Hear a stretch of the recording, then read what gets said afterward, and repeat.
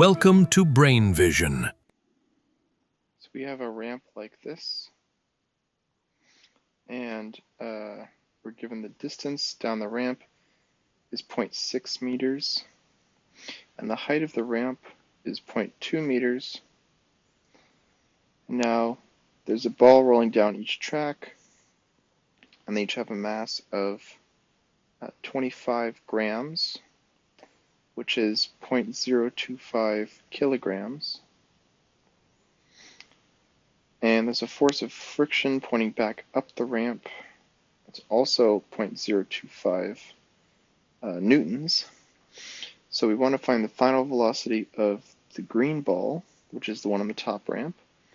So we can say that the change in kinetic energy plus the change in potential energy equals the work due to friction.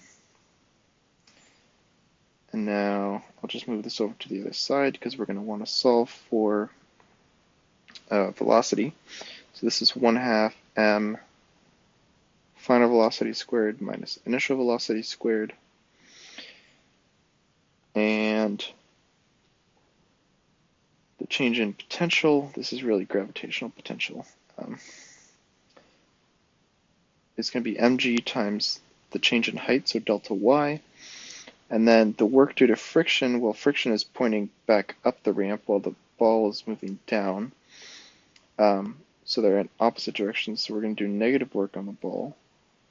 And it's going to be the friction force times the distance the ball travels. So this v0, the initial velocity is 0 because we're starting at rest. So it's just simply 1/2 mv final squared.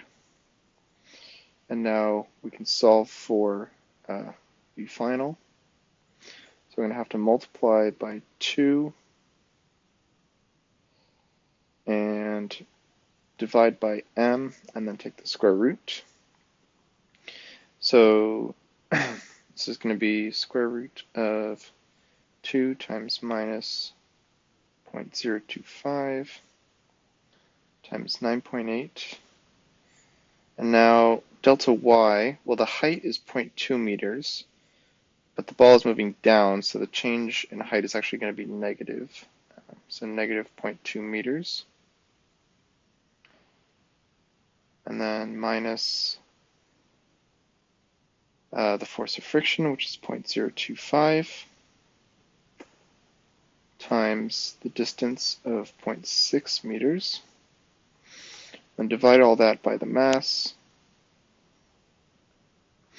So this comes out to 1.65 meters per second. And now what would happen if we released the red ball?